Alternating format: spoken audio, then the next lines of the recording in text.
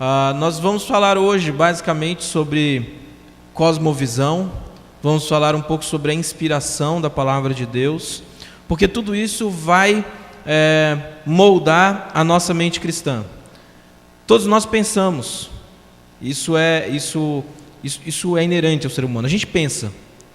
Agora a gente pode pensar para o bem e para o mal. Dependendo dos nossos pressupostos, a gente vai ter algumas ações. Então, ou a gente tem uma mente cristã, e aqui eu já vou dizer, a nossa mente cristã, ela precisa estar na palavra, esse é o meu pressuposto básico, que a nossa mente cristã, ela precisa estar arraigada, precisa estar centrada, ela precisa refletir as verdades bíblicas, ou então a gente vai caminhar para o erro, ou a gente vai ter uma prática errada.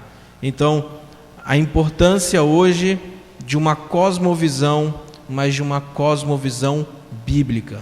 Uma cosmovisão que parte da palavra para a glória de Deus, que reflete a palavra, que vive a palavra, que canta a palavra, que trabalha os seus afazeres do dia a dia, tudo dentro da palavra. Então, esse é o nosso tema de hoje, uma mente cristã na doutrina. Francis Schaeffer diz que o cristianismo, ele não é uma série de verdades no plural, mas é a verdade escrita com V maiúsculo. É a verdade sobre a realidade total, não apenas sobre assuntos religiosos.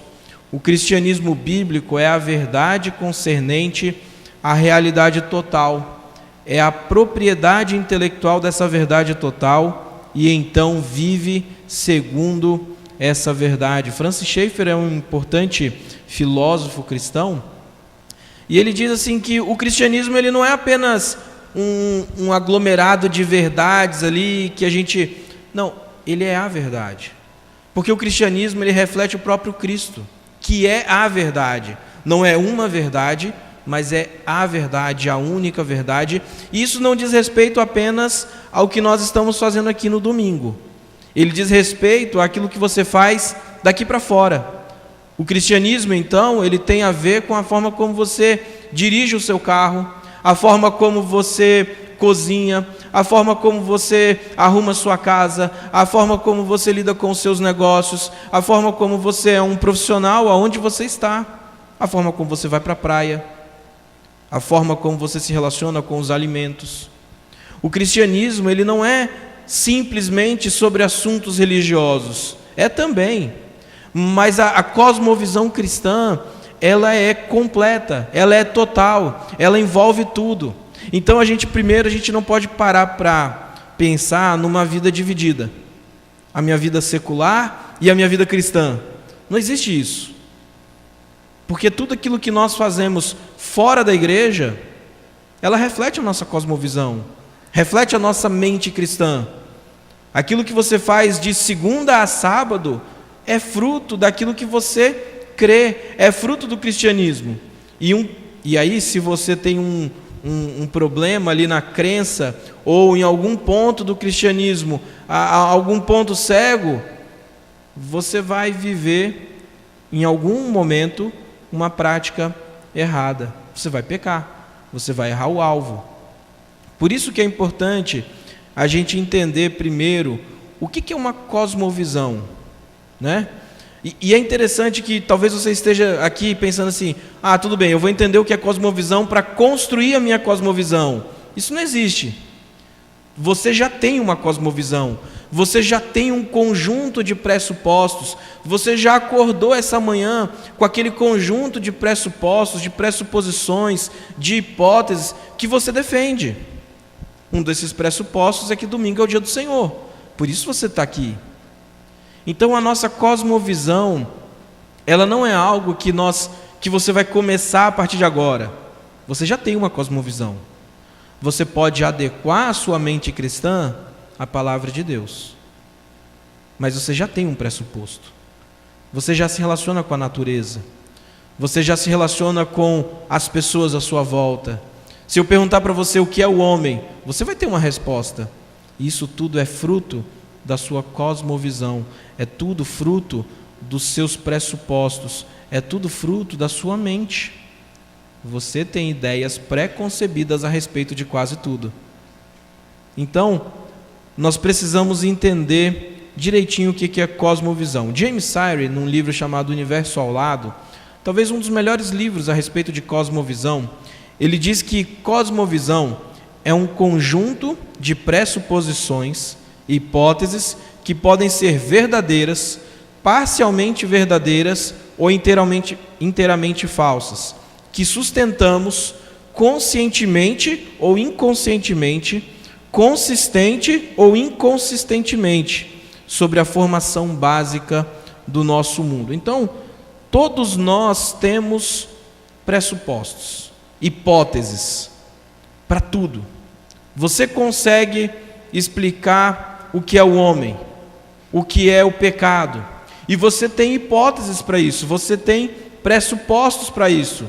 Pode ser verdadeiro, se partir da palavra de Deus. Pode ser falso, pode ter algum tipo de probleminha aí nessa cosmovisão. Pode ser totalmente falso. E você vai sustentar ele conscientemente ou inconscientemente. Porque tem algumas pessoas que vão dizer assim, olha, eu creio que o pecado é isso por causa disso, disso, disso e disso. Outras pessoas dizem assim, olha, eu acho que é pecado, mas eu não sei explicar, mas eu sei que é. Inconscientemente, você está defendendo uma cosmovisão, uma visão de mundo. A sua mente, ela reflete, às vezes inconscientemente, verdades ou mentiras. Então a gente precisa entender a nossa cosmovisão, porque isso diz respeito à nossa forma de viver nesse mundo. Qual que é a sua cosmovisão? Você já parou para pensar? Porque muitas vezes, durante o dia, nós defendemos algumas posições que não são bíblicas, que não são verdadeiras. E nós defendemos muitas vezes sem saber o porquê, sem saber o motivo. Eu defendo porque eu aprendi assim. Mas será que, porque você aprendeu assim, esse pressuposto é verdadeiro? É difícil a gente passar a nossa mente por esse filtro, porque muitas vezes nós aprendemos coisas que não necessariamente são a verdade da palavra de Deus, mas nós reproduzimos como se fosse, e temos isso na nossa mente, e vivemos de acordo com esse pressuposto, mas esse pressuposto é falso. E se o pressuposto é falso, o resultado final vai ser falso. Então, muitas vezes no nosso cristianismo, na nossa mente, nós defendemos ideias que nos levam a práticas que não estão na palavra de Deus. E por isso que a palavra de Deus, ela é o filtro. A palavra de Deus é da onde surge a nossa cosmovisão. A nossa cosmovisão, ela não vem do nada. Eu olhei para o céu e uma cosmovisão nova. Não. É a partir da palavra de Deus, e somente da palavra de Deus, que vem a nossa cosmovisão. E a gente precisa pensar exatamente nisso, porque nós dialogamos com pessoas no nosso dia a dia, pessoas com visões de mundo totalmente diferentes da visão de mundo cristã, da cosmovisão cristã. E por diversas vezes, por não saber defender, ou por não saber da onde vem a nossa cosmovisão, o que nós fazemos? Nós abraçamos um pressuposto falso, trazemos para dentro do cristianismo, ou tentamos pegar aquele pressuposto falso, dar uma maquiada e dar um ar de cristianismo. Mas isso é um problema, porque isso de novo vai nos levar a uma prática errada. Então, a mente cristã, ela precisa estar focada na doutrina. Por doutrina aqui, eu quero dizer na palavra de Deus. O que você pensa a respeito da palavra de Deus? O que é a Bíblia para você, por exemplo? Qual o conceito de bibliologia, né, de estudo, doutrina da Bíblia que você tem, você crê, por exemplo, na inspiração da Bíblia? Creio. Mas como que foi isso? Deus, numa espécie de... Deus psicografou, os escritores ali perderam as suas capacidades intelectuais e Deus foi dirigindo... Não foi assim. Não, eu creio na inspiração da Bíblia, mas ela não é totalmente inspirada. Algumas partes são inspiradas. Eu estou falando de pressupostos que estão dentro das igrejas. Não estou falando de pressupostos fora. Há uns anos atrás eu conversei com um rapaz, um seminarista, que ele disse assim: o livro de Romanos tem partes que são inspiradas e partes que não são inspiradas. Essa parte aqui, por exemplo, Paulo surtou, isso aqui você pode riscar. E aí eu perguntei, falei, bom, quem é o juiz, né, para determinar o que é inspirado e o que não é inspirado? Mas a cosmovisão dele era totalmente errada, porque ele tirava da palavra de Deus todos os versículos que tinham a ver com uma vida de santidade, uma vida de santificação, um discurso mais radical no sentido de enfático de Paulo por uma vida de piedade. Por quê? Porque ele precisava defender um pressuposto e a prática de vida dele que não condizia com a palavra de Deus. Do tipo, o que importa é o meu relacionamento com Deus. Se eu estou bem com Deus, não importa o que eu faço durante a semana, eu posso pecar de todos os jeitos, mas eu tenho um relacionamento com Deus. Isso não está distante da gente. Mas isso não é uma mente cristã na palavra. E a gente ouve isso constantemente. É triste, mas a gente ouve: pastor, olha, o importante é meu relacionamento com Deus, mas a prática de vida não demonstra esse relacionamento com Deus. Eu me afundo no meu pecado, pastor, mas eu oro antes de dormir. Isso não diz respeito a uma mente cristã na palavra de Deus, porque uma mente cristã na palavra de Deus, ela vai levar uma prática cristã na palavra de Deus. Então, o nosso conceito da Bíblia faz toda a diferença na nossa cosmovisão. Se você tirar, por exemplo, o conceito de inspiração da Bíblia, que a palavra de Deus é inspirada por Deus, você mata o cristianismo. E é isso que a teologia liberal tem feito. Porque quando ela tira o conceito de inspiração, a Bíblia se torna mais um livro qualquer, um livro de autoajuda, um livro com bons conceitos de vida, mas não um livro sobrenatural, escrito por um Deus criador, um Deus que deu tudo aquilo que nós necessitávamos para a vida e para a piedade, segundo Pedro 1,3. Então, a inspiração da palavra de Deus, ela é totalmente importante para aquilo que nós professamos como cristãos. Se a palavra não é inspirada por Deus, o que você veio fazer aqui no domingo de manhã, domingo à noite? Você veio só ouvir um livro, alguém contando uma história ou tirando lições de boas práticas de um livro qualquer? Isso você pode se reunir num clube de livro, de pessoas que se juntam, né, para estudar um livro. Não é isso. Nós cremos e estamos aqui porque cremos que a palavra de Deus ela é inspirada por Deus, e por ser inspirada por Deus, é o próprio Deus falando conosco, né? E às vezes a gente fala assim: Senhor, fala comigo, Senhor, fala comigo, e a sua Bíblia continua fechada. Você não vai ouvir o Senhor. É claro, nós vamos orar, nós vamos pedir a orientação de Deus, mas o meio ordinário pelo qual Deus nos fala é a palavra dEle. Ele nos deu a palavra dEle, falou: olha, tudo que eu precisava falar para você está aqui. Mas o que a gente faz? A gente chega hoje, coloca a nossa Bíblia lá na estante e só vai pegar no próximo domingo. Deus não vai falar com você, porque Deus fala por meio da palavra inspirada, soprada. Quando você lê a palavra de Deus, é Deus falando com você. Então, ou a gente assume o pressuposto da inspiração da palavra de Deus, ou a nossa cosmovisão vai ficar deficiente, a nossa cosmovisão vai ficar incompleta, a nossa cosmovisão será uma cosmovisão errada.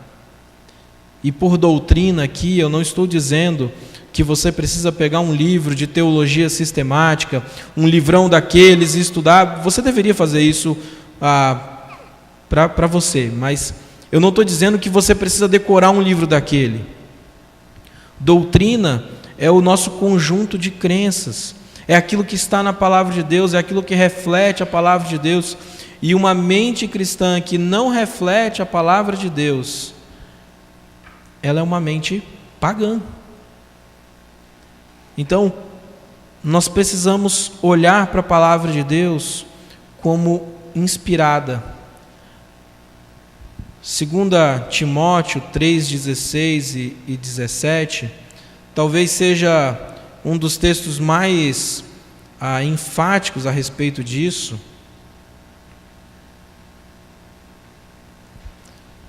Que diz: toda a Escritura é inspirada por Deus. Não são apenas alguns versículos, não são apenas aquelas porções que você gosta, não são aquelas porções que te fazem bem, porque tem alguns textos que são seus textos prediletos, que você lê, se enche de alegria, mas toda a Escritura é inspirada por Deus. Sabe aquela parte que você pula? As genealogias?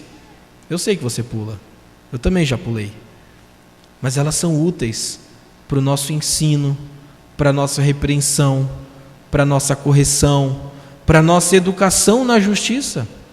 E Deus colocou ali as genealogias porque Deus é soberano e tem um propósito. E foi interessante, outro dia eu vi o reverendo Hernandes fazer uma pregação sobre uma genealogia, e o reverendo Jailton também. Porque as genealogias, elas não estão ali para serem puladas, né? Aquelas leis cerimoniais de Levíticos, elas não estão ali para serem puladas, elas refletem e elas apontam para o Senhor Jesus Cristo também. Então, toda Escritura é inspirada por Deus, é soprada por Deus, foi dada por Deus para a sua educação na justiça. E o versículo 17 é o complemento, a fim de que o homem de Deus seja perfeito e perfeitamente habilitado para toda boa obra. Uma mente cristã que não parte da palavra de Deus vai te levar a uma vida deficiente, vai te levar a um cristianismo talvez fraco, porque inspiração e a nossa santificação estão ligadas. Se você diz que a palavra de Deus não é inspirada por Deus, ela também não deve chegar ao fim que ela deve chegar, que é a nossa perfeição. Então, o conceito de inspiração, ele é super importante para nós entendermos a nossa santificação. Como que você vai ser perfeito e perfeitamente habilitado para toda boa obra se a palavra de Deus não é inspirada? Será que é só fazendo coisas boas? Então todo dia de manhã eu vou acordar, eu vou para o supermercado, eu vou ajudar pessoas que não conseguem a levar suas compras para casa, e assim eu vou me tornar um homem perfeito. Não vai. Você vai fazer boas ações, mas isso não vai te levar à conformação da imagem de Cristo. Porque esse é o nosso propósito, nos conformarmos à imagem de Cristo. E a mente cristã, ela precisa ser a mente de Cristo. Mas para ter a mente de Cristo, nós precisamos da palavra de Cristo. E se a palavra de Cristo não é sobrenatural para você, o processo todo se acaba. Então, ou aderimos, ou entendemos o conceito de inspiração e adotamos como um pressuposto básico da nossa fé, ou então a nossa fé vai ladeira abaixo. Ou defendemos a inspiração da palavra de Deus com unhas e dentes, ou então não tem sentido a gente estar aqui simplesmente para ouvir um livro de de boas ações, não tem sentido. Tem outras coisas para fazer. Se você me chamasse domingo de manhã, falasse assim, olha, nós vamos estudar um livro. É um livro qualquer, de um autor, Carlos Drummond, todo domingo de manhã. Nós vamos estudar Carlos Drummond de Andrade. Eu ia pensar, não, acho que não vou não. Ficar em casa, assistir esporte, para a praia. Mas se nós falarmos, nós vamos todo domingo de manhã, dia do Senhor, para ouvir a santa palavra de Deus, que é inspirada por Ele, e que essa palavra vai te levar à conformação da imagem de Cristo, aí sim. E nós estamos aqui por causa disso. Eu não sei se isso passou na sua cabeça antes de você sair, mas talvez inconscientemente sim, porque nós estamos aqui por causa de um pressuposto, para ouvir a palavra de Deus, e essa palavra de Deus, ela é inspirada. Quer ver como isso é importante? O James Sire, ele sugere um método para a gente entender a nossa cosmovisão com 7 perguntas que são necessárias para nós entendermos uma cosmovisão, uma mente cristã. Você vai lidar com pessoas no seu trabalho amanhã, de segunda a sábado, talvez você vai num restaurante agora, depois do culto, e você vai se relacionar com pessoas, e essas pessoas têm cosmovisões, essas pessoas têm algumas crenças, então é necessário que a gente entenda também a nossa crença, para a gente conseguir se relacionar com essas pessoas. E o James Sire, ele sugere 7 perguntas necessárias para nós entendermos a nossa cosmovisão. E aí você vai entender por que o conceito de inspiração bíblica é tão importante para a construção de uma mente cristã. A primeira pergunta é: qual é a realidade primordial? Ou seja, de onde veio tudo? Como que esse mundo surgiu? Você pega um Uber e pergunta para o motorista: motorista, eu não sei para onde eu vou não, a gente vai rodar. Mas enquanto a gente vai rodando, eu queria que você me desse uma resposta. De onde que o mundo surgiu? Acho que você vai daqui no Japão ele te explicando isso. Mas a gente pode responder: não, veio de Deus. Mas como? Ele talvez responda: olha, deuses, a própria matéria, o acaso, uma explosão. Então essa primeira pergunta, ele diz respeito à realidade. Se você tirar Gênesis 1 da Bíblia, você mata o cristianismo. Porque sem criação não tem queda, não tem redenção. Se Gênesis 1 é apenas um mito, se Gênesis 1 é apenas um folclore, se Gênesis 1 é apenas uma imaginação, Adão também é, Eva também é, a serpente também é, o pecado também é. Então, qual é a realidade? Esse mundo que nós estamos vivendo? De onde veio todas as coisas? Onde que a gente vai achar a resposta para isso? Na ciência? No acaso? Foi a matéria. Tá, mas quem criou a matéria? Né? Então, essa primeira pergunta, ela mostra um pouco da nossa cosmovisão. E se nós não estamos na doutrina, na palavra de Deus, a gente já começa a perder logo ali. Se a gente não adota um pressuposto de que Deus criou todas as coisas, a gente começa a afundar o nosso cristianismo, né?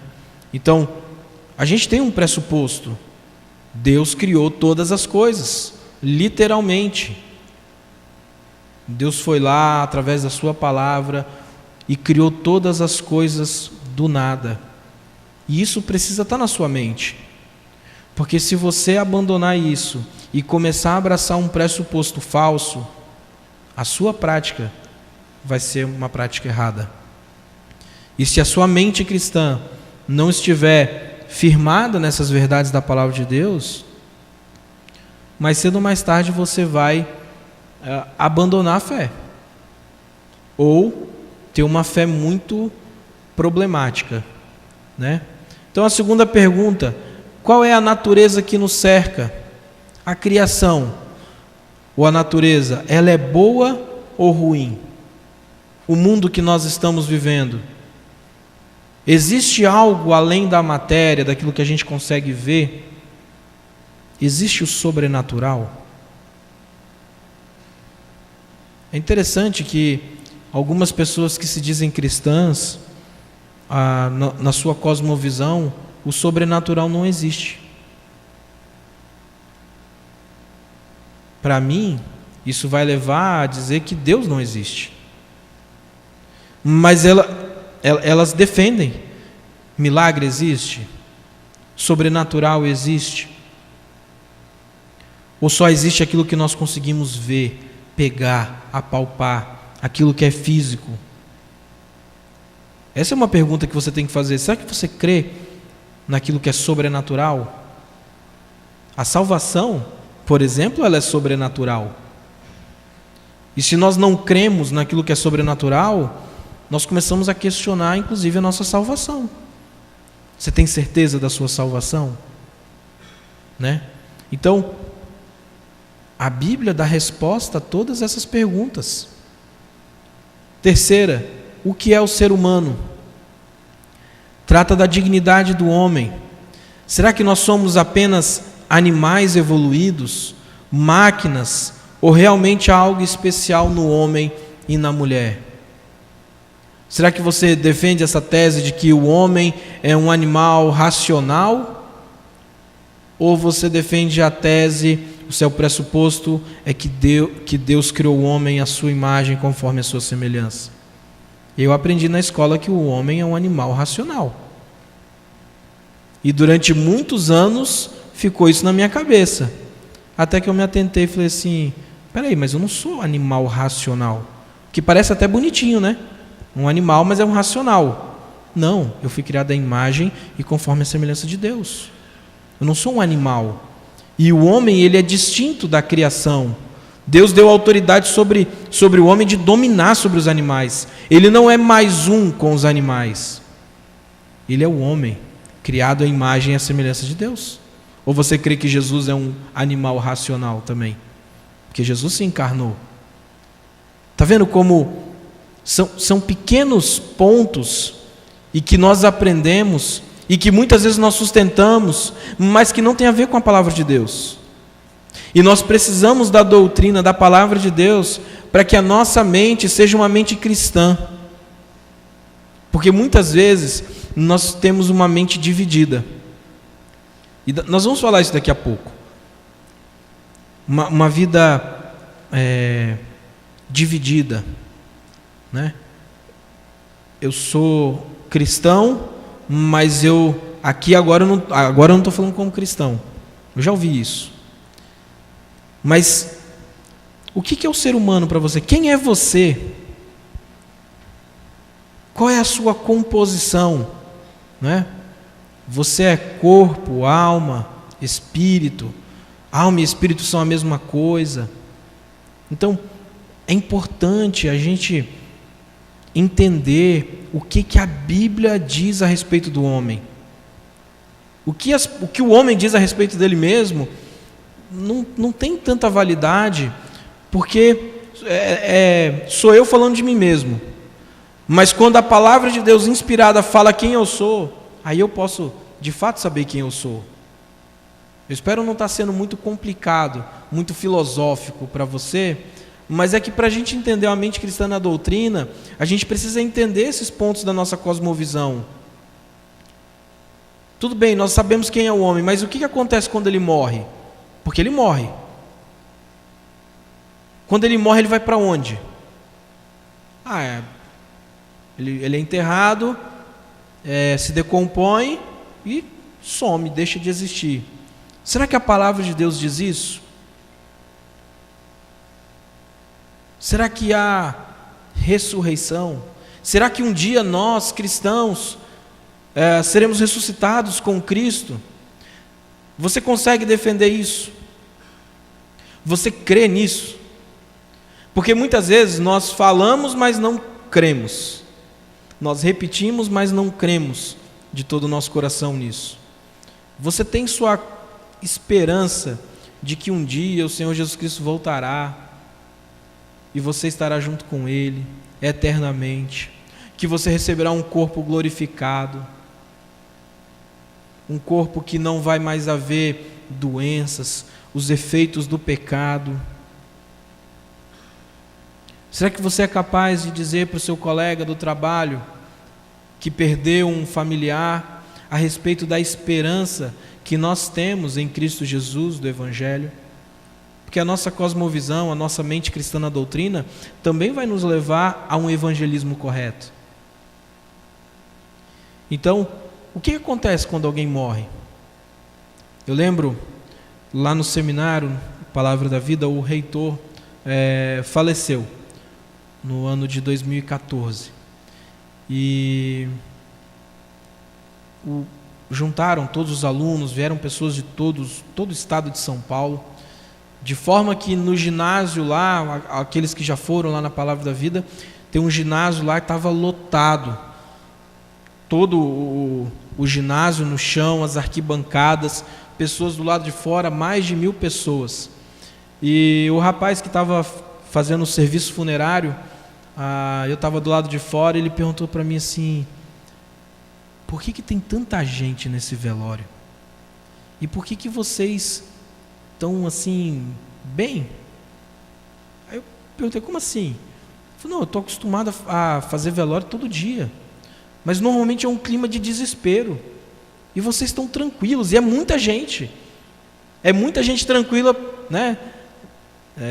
Ele podia pensar assim: será que essa pessoa que morreu, está todo mundo feliz, né? Essa pessoa devia ser um chato mesmo, né? Porque veio gente para garantir que ele tinha morrido, ainda tão feliz. Não. E eu falei assim: é porque a gente tem uma esperança de um dia estar juntamente com Ele e com Cristo na eternidade. Porque essa é a nossa esperança. E se não há ressurreição dos mortos, é vã a nossa fé. É isso que Paulo diz. Agora, há pessoas que se dizem cristãs, né, liberais, que dizem que a ressurreição ela não é literal, física, mas é um sentimento. Agora, será que isso é uma mente cristã? Ou isso reflete uma cosmovisão pagã? Será que aquilo que você pensa quando você adentra um cemitério para aquele momento ali de despedida de alguém que faleceu, você entra naquele recinto com uma mente cristã ou com uma mente pagã? É interessante isso. Quinta pergunta: é possível conhecer alguma coisa? É possível. Essa pergunta trata de como adquirimos o conhecimento verdadeiro. É por meio da razão? É por meio da revelação? É por meio dos sentidos que nós conhecemos todas as coisas? Aqui está o conceito de inspiração. Porque na doutrina cristã nós cremos num Deus que se revela. E nós conhecemos aquilo que Deus quis se revelar. E Deus quis se revelar por meio da palavra. E se nós negarmos a palavra de Deus, se nós negarmos a inspiração da palavra de Deus, nós negamos a nossa fé. Então, como que nós adquirimos conhecimento? É por meio dos sentidos? Aquilo que os meus olhos conseguem ver, aquilo que a minha mão consegue apalpar, aquilo que eu consigo sentir, isso de fato existe. Ou você crê na revelação de Deus? Não, eu só creio naquilo que eu consigo explicar. Eu só creio na razão. Aí você nega o sobrenatural. Logo você crê a ressurreição. Você consegue explicar a eternidade? Você que é um ser finito? Nós não conseguimos explicar a eternidade como ela deve ser explicada, porque nós não somos eternos nesse momento, somos seres finitos, temos começo, meio e fim. Chegará um momento em que nós estaremos na eternidade e teremos um conhecimento eterno. Então, essa pergunta diz respeito ao nosso conhecimento.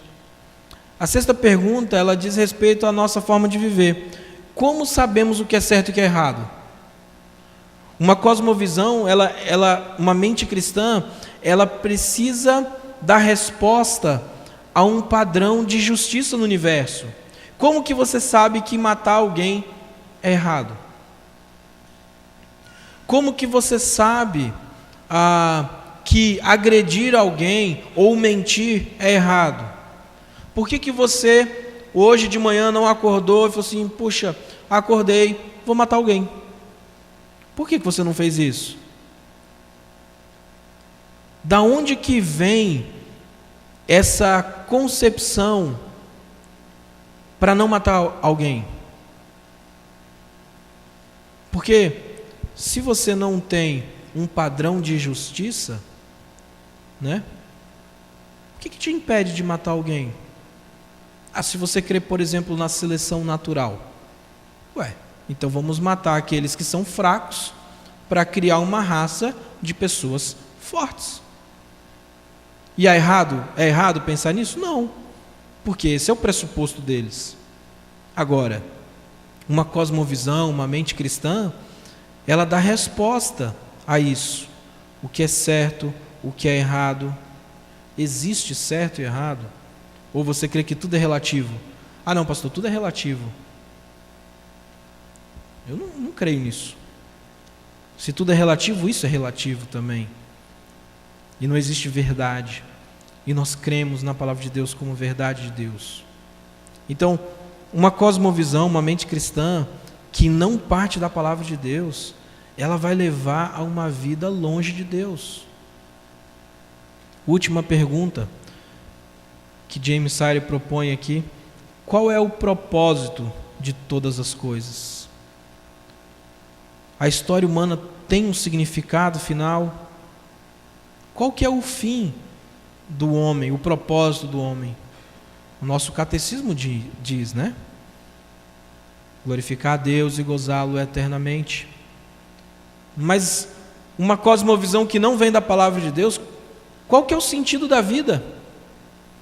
E é interessante como a gente vê pessoas que acabam se matando, pessoas que passam por problemas que dizem, eu não tenho sentido, eu não sei qual é o sentido da minha vida, então eu vou dar fim a ela, porque não tem propósito. Qual é o sentido de viver? Para pensar, gente. Você acorda assim já cansado, com sono. Aí você tem que trabalhar 8, 9, 10 horas. Parece que o seu salário não dá no final do mês. Você tem que sair, você tem que fazer compras, você pega trânsito, você encontra um monte de gente chata, enjoado na semana, você passa por um monte de problemas, você fica doente, você fica resfriado. Você fala, para que viver? Se você não tem um propósito no final, não tem sentido viver. Passar por tudo isso, por todas as dores, por doenças, por crises, por falta de recursos financeiros, qual é o sentido de viver?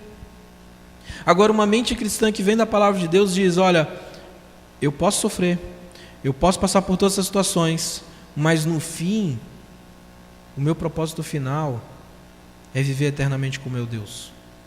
É glorificar a Deus com as pessoas chatas do meu trabalho, com o motorista imprudente que vai me cortar.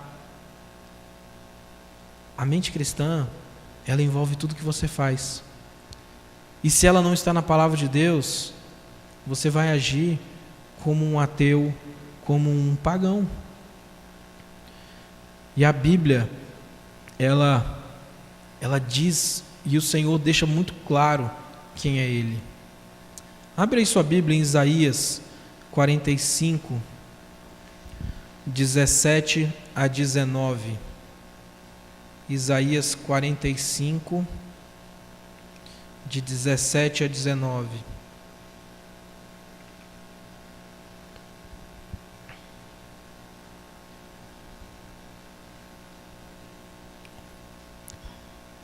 A palavra de Deus diz assim, versículo 17: Israel, porém, será salvo pelo Senhor com salvação eterna. Olha o pressuposto aqui que Deus está dizendo. Olha, o fim, o propósito final é a salvação eterna. Não sereis envergonhados, nem confundidos em toda a eternidade. Há uma esperança futura, porque assim diz o Senhor, que criou os céus. Então Deus é o Criador, Deus que formou a terra, que fez, estabeleceu, e não a criou para ser um caos, mas para ser habitada. Eu sou o Senhor e não há outro. Deus diz, olha, Israel, igreja, o propósito de vocês é a eternidade. Vocês não serão envergonhados, vocês têm uma esperança futura. E eu sou o Criador dos céus e da terra, eu formei todas as coisas, eu estabeleci, e não fiz todas as coisas para que o mundo fosse um caos, mas eu fiz todas as coisas para que fosse habitada por vocês, que eu mesmo criei. E eu sou o único Deus. Esses são pressupostos que a própria palavra de Deus coloca, que Deus diz, olha, é nisso que vocês devem crer. É isso que deve estar na mente de vocês. Então, nós precisamos parar para pensar quais são os nossos pressupostos. O que está na nossa mente? Eu falei para o Tito que eu ia usar a oração dele como exemplo, e vou mesmo. Antes do culto começar, o Tito orou antes de começar o culto. E foi muito interessante, porque eu estava com a aula na cabeça, né? E o Tito começou a oração dele, colocando todos os pressupostos cristãos dele. Senhor, muito obrigado, porque o Senhor é o Criador dos céus e da terra. Eu falei, começou bem. Falou de Jesus Cristo, falou da obra do Espírito Santo, falou da suficiência da palavra, falou de ouvirmos a palavra de Deus porque ela vem de Deus. É uma oração que reflete uma mente cristã. E a sua oração? Será que ela está cheia de pressupostos cristãos? Será que a sua oração está cheia de uma mente cristã? Ou muitas vezes as nossas orações, elas refletem crenças que não são bíblicas, né? Então, a gente precisa estar muito firmado na palavra de Deus, estudar a palavra de Deus, porque isso vai refletir na nossa oração, naquilo que nós cantamos, na forma como nós nos relacionamos com as pessoas à nossa volta. Isso vai levar à glória de Deus. Porque se os seus pressupostos são errados, a conclusão final vai ser errada. É um problema matemático. Você errou ali um ponto, o resultado final vai ser errado. Então, ou a nossa mente parte da palavra de Deus, da doutrina, ou então a conclusão vai ser errada. E você pode viver uma vida inteira enganada, achando que estava certo. Isso é muito ruim, isso é muito triste. Então, nós precisamos entender a nossa mente cristã. E a mente cristã, ela passa por 3 fundamentos principais: criação, queda, redenção. É um método que nós usamos dentro da teologia reformada para explicar uma cosmovisão. E muitas outras cosmovisões, muitas outras pessoas que defendem, que têm mentes que não são cristãs, elas também vão passar por esses 3 pontos: criação, queda, redenção. Ou seja, Deus, no nosso caso, Deus criou todas as coisas. Mas para um ateu não foi Deus que criou todas as coisas. Todas as coisas foram criadas por meio de uma explosão, não sei, né? Veio por meio da matéria. Então você sempre vai ver que dentro de uma mente cristã ou não, você vai passar por esses aspectos. A criação, como que tudo foi feito. Mas tudo foi feito, mas teve um momento em que as coisas desandaram. O que fez? Como que o mal entrou no mundo? Como que a maldade entrou no mundo? Como que o ateu responde a isso? Por que as pessoas são más? A queda, o que aconteceu? E qual que é o resultado final? A nossa redenção. Porque se teve uma criação, teve um problema que interferiu no mundo, como que esse problema vai ser resolvido? Então, nós vivemos nós precisamos entender esses 3 fundamentos de criação, queda e redenção, Porque uma mente cristã, no nosso caso, nós sabemos, Deus criou todas as coisas. Adão e Eva pecaram, Adão era nosso representante e levou toda a raça humana ao pecado. E nós não temos solução em nós mesmos para o pecado. Somos totalmente depravados, totalmente corrompidos, merecemos a ira de Deus, mas Deus, que é rico em misericórdia, por seu amor, nos deu o Senhor Jesus Cristo, que viveu a vida que nós não viveríamos, que é o segundo Adão e o perfeito Adão, que morreu a nossa morte, mas que ao terceiro dia ressuscitou, subiu aos céus e um dia vai voltar. Como será que alguém que não tem uma mente cristã responde a isso? Ou será que você, que está aqui nessa manhã, como que você, membro da igreja, você que se diz cristão, responde a esses pontos? Será que você tem uma mente cristã na palavra de Deus, na inspiração da palavra de Deus? Você crê na redenção final? Ou você diz, olha, eu não sei se Jesus vai voltar mesmo, eu tenho dúvidas, eu acho que esse negócio aí... Ou você vive aquela filosofia de viva hoje como se fosse o seu último dia, carpe diem, né? Muito comum em frases. Mas será que a nossa vida é assim? Viva hoje como se fosse o último dia da sua vida? Não é, porque nós vamos viver para a eternidade. Nós não vivemos carpe diem, vivendo hoje como se fosse o último dia da nossa vida. Nós vivemos hoje, mas um dia nós estaremos com Cristo eternamente. E nós vivemos hoje para a nossa santificação, para a nossa conformação à imagem de Cristo, para um dia estarmos unidos e tendo um corpo glorificado juntamente com Cristo, para a glória de Cristo. Então essa filosofia carpe diem, ela não combina com uma mente cristã.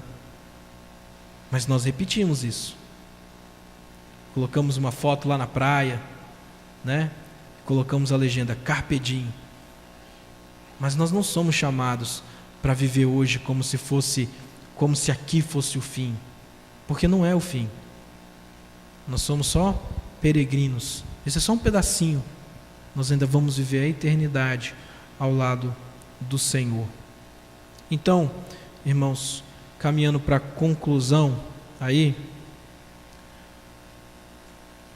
muitas vezes, e aqui eu quero trazer algumas aplicações, muitas vezes nós achamos um pressuposto falso de que nós podemos dividir a nossa vida entre vida cristã e vida secular. Eu falei isso para os adolescentes um dia desses e quero reenfatizar aqui. A gente tem aquela ideia de que eu sou um advogado cristão, eu sou um engenheiro cristão, eu sou um médico cristão, quando na verdade nós deveríamos ser um cristão advogado, um cristão médico, um cristão engenheiro, um cristão dona de casa, um cristão seja lá o que for, porque o nosso pressuposto vem da palavra de Deus. E quando eu faço esse tipo de divisão na nossa vida, do tipo vida cristã e vida secular, eu crio um problema sério na minha fé. Por quê?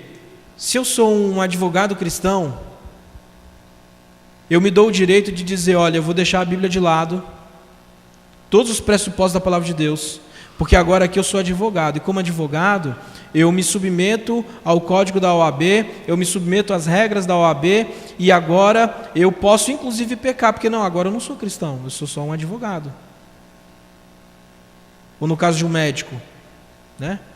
Olha, eu sei que a palavra de Deus diz isso, isso e isso, mas eu vou me dar o direito de deixar de lado a palavra de Deus, me submeter ao meu código de ética, e mesmo que o meu código de ética infrinja a palavra de Deus. E a minha pergunta para você é: qual é o seu pressuposto básico? É a palavra de Deus ou é outra coisa? Porque se é a palavra de Deus, você vai ter o seu CRM, a OAB, seja lá o que for, mas ela vai filtrar aquilo que você vai fazer. E em determinados momentos você vai dizer assim: olha, essa causa aqui eu não vou pegar, porque essa causa aqui, para pegar essa causa, eu vou pecar contra o Senhor, eu vou infringir princípios bíblicos, eu vou ultrapassar os limites da palavra de Deus, então eu não vou pegar.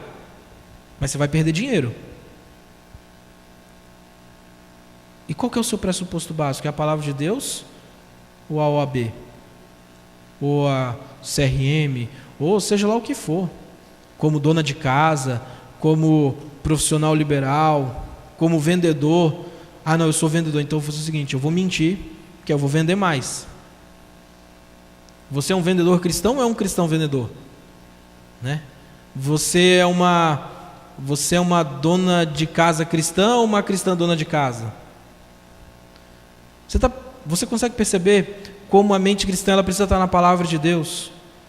Porque em alguns momentos nós temos a tendência a substituir a palavra de Deus por qualquer outra coisa. Seja o código de ética da sua profissão, seja algum outro pressuposto que você abraça, seja a forma, eu moro numa cidade de praia, então esse é o meu pressuposto, no verão eu deixo de ser cristão. Isso não tem sentido. Isso não tem sentido. Porque a nossa mente cristã, ela precisa estar na palavra, na doutrina. E esse é um ponto que nós precisamos pensar. 1 Coríntios 10, 31, quer comam, bebam, façam qualquer outra coisa, façam tudo para a glória de Deus. Aquilo que você não faz para a glória de Deus, você peca. Então, a nossa mente cristã, ela precisa estar na palavra de Deus. Nós não somos um gato de 7 vidas, sabe? Aqui é a minha vida cristã, minha vida profissional, minha vida amorosa, minha vida... Não, nós somos um ser integral.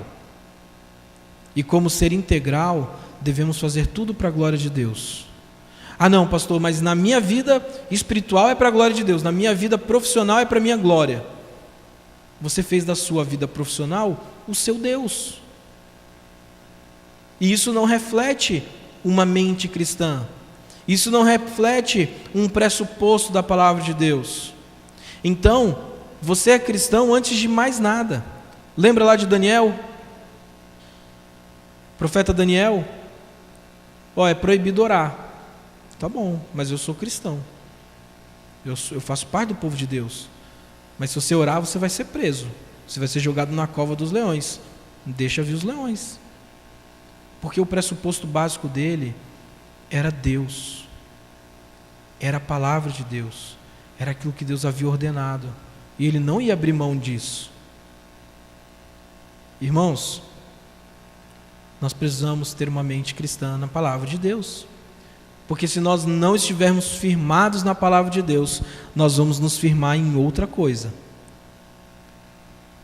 Você consegue perceber em algum momento da sua vida, ou talvez hoje, algum ponto aí da sua fé, dessas perguntas que eu propus, que não estão na palavra de Deus?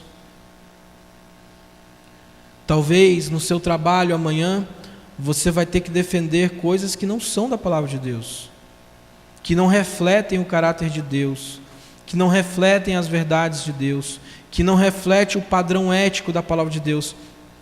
E o meu desejo, meu irmão, é que você não defenda essas coisas, se isso ofende o Santo Deus Trino. Que terrível coisa é cair nas mãos do Deus vivo. E nós somos chamados para viver na palavra de Deus. Toda escritura é inspirada por Deus e é útil para o ensino, para a repreensão, para que o homem de Deus seja perfeito e perfeitamente habilitado para toda boa obra. Se você abandona a palavra de Deus amanhã no seu trabalho, você compromete o processo de santificação. Você contamina a sua mente com aquilo que não é da palavra de Deus. E naturalmente você vai refletir uma vida que não está centrada na palavra de Deus. Por isso que nessa aula, por mais que tenha um ar filosófico, é porque eu quero mostrar que a base precisa ser correta. A base sendo correta, a base sendo a palavra de Deus, você vai começar a construir a sua vida cristã com os alicerces sólidos. Porque se o alicerce não é a palavra de Deus, talvez o prédio aí da sua cosmovisão, da sua vida, em algum momento vai desmoronar. E não é incomum isso acontecer com cristãos, que chegam muitas vezes no final, no meio da sua vida, e dizem assim: pastor, eu tenho a impressão de que eu fiz tudo errado. Eu tenho a impressão de que eu preciso mudar minha vida totalmente. Porque muitas vezes construíram a sua vida com um pressuposto errado. Porque construíram a sua vida não na palavra de Deus, mas nas psicologias modernas, nas filosofias, nas cosmovisões humanistas, mas se acostumaram a refletir não uma mente cristã, mas uma mente pagã. E a mente pagã não necessariamente ela age de uma forma ruim. Há coisas boas que não são cristãs. E se você filtrar por isso: não, pastor, mas eu faço tudo certinho. Eu faço tudo certinho. Você faz tudo certinho, mas não reflete a palavra de Deus. E aquilo que as cosmovisões pagãs fazem de bom, elas fazem por misericórdia e graça de Deus, pela graça comum. Então, ou nós levamos a sério a palavra de Deus e construímos a nossa mente cristã na palavra de Deus, ou esse prédio vai ruir mais cedo ou mais tarde. Isso envolve nossa criação de filhos. A forma como você cria seus filhos reflete uma cosmovisão bíblica, uma mente cristã, ou as filosofias e psicologias modernas. A forma como você se relaciona com o seu marido, com a sua esposa, reflete o que a palavra de Deus diz. O marido como líder, como provedor, como aquele que reflete Cristo, e a esposa de uma forma submissa, amorosa. E aqui não é um discurso feminismo, machismo, mas a Bíblia ela reflete o que é masculinidade e feminilidade de forma correta. A forma como você se relaciona com o seu dinheiro reflete o caráter cristão, uma mente cristã. Ou você diz: olha, o dinheiro é meu, eu gasto do jeito que eu quiser, não importa se eu vou me endividar, eu dei os 10%. Deus não está preocupado com 10%, Deus está preocupado com 100%. Se os 90% você usa de forma descontrolada e que não glorifica a Deus, está errado.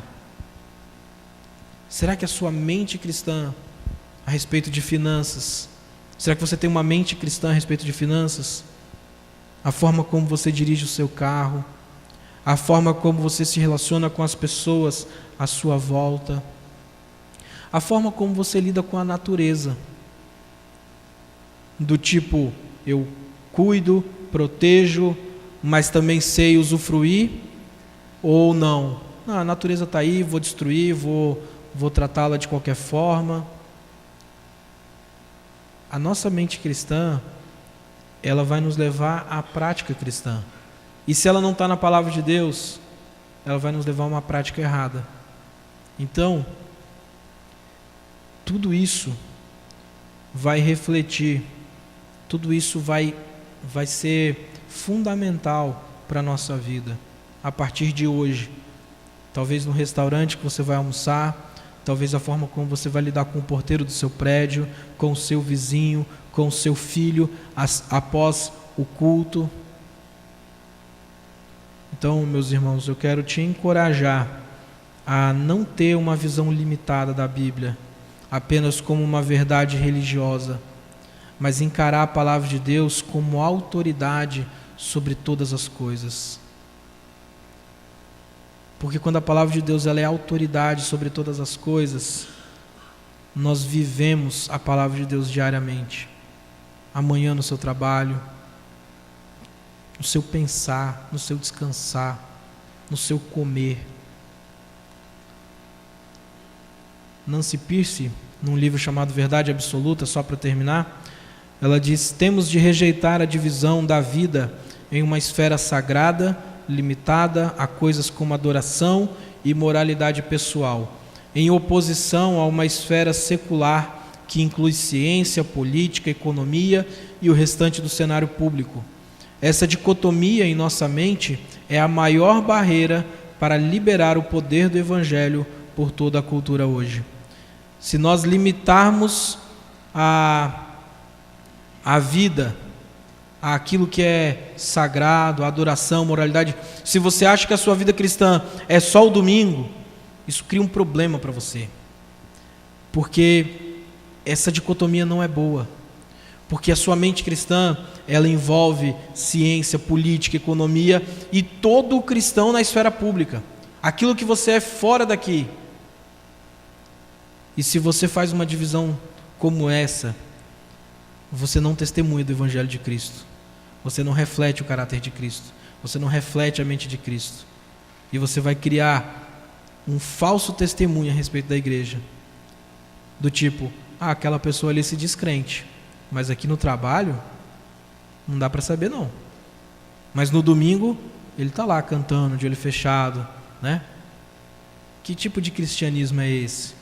Só de domingo, quarta. Cristianismo é todos os momentos. A mente cristã, ela tem que estar firmada na palavra em todos os momentos. Salmo 111, versículo 10 diz que o temor do Senhor é o princípio da sabedoria. Se você quer ter uma mente cristã, que essa mente cristã venha pelo temor do Senhor, firmada, guardada, protegida, firme na doutrina e na palavra do Senhor. Amém? Alguma pergunta? Se for pergunta difícil, eu deixo para o pastor Daniel semana que vem. As fáceis eu vou passar para o Tito. Alguma pergunta? Não? Vamos orar? Encerrar então? Vamos ficar de pé.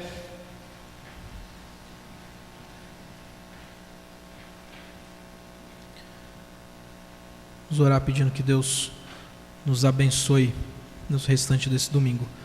Pai querido, nós te agradecemos pelo teu amor, por tua graça, por tua misericórdia, Pai. Pedimos por nós, Senhor. Clamamos que o Senhor nos ajude a ter uma mente cristã firmada na tua palavra, Pai. Nos faz conhecer o Senhor, Pai. Nos faz entender as verdades da tua palavra. Coloca, Senhor, pessoas nas nossas vidas que nos ajudem, Pai, a aprender aquilo que é bom, aquilo que é justo, aquilo que reflete, Pai, o teu caráter, Pai. Pedimos pela tua igreja que o Senhor santifique, Pai, a nossa igreja na tua palavra, para que a gente possa refletir essa mente cristã em todos os momentos, Pai, nos nossos relacionamentos, aqui, fora, no momento que vamos sair ali, desfrutar da companhia um do outro, da comunhão, que as nossas conversas também, Pai, sejam fruto de uma mente cristã na tua palavra, Pai. Pedimos mais uma vez pela vida do pastor Daniel, pedindo a tua boa mão sobre a vida dele, dando a ele plena recuperação na sua garganta, na sua saúde, para que ele possa, Senhor, muito em breve estar aqui servindo e ensinando, Senhor, a tua palavra e nos pastoreando, Deus, como um homem chamado pelo Senhor para o pastoreio da tua igreja, Pai. Já te pedimos pelo culto à noite, pela vida do reverendo Hernandes, para que ele pregue com fidelidade, para que ele abra a palavra, ensine, Deus, e que seja o Senhor falando conosco nessa noite, Pai. Nos dá um bom domingo, possamos usar, Senhor, o nosso domingo, dia do Senhor, para o descanso, mas também para o conhecimento do Senhor, Pai, para a prática da vida cristã, das disciplinas espirituais, Pai. Nos leve em segurança para as nossas casas, é a nossa oração em nome do Senhor Jesus. Amém.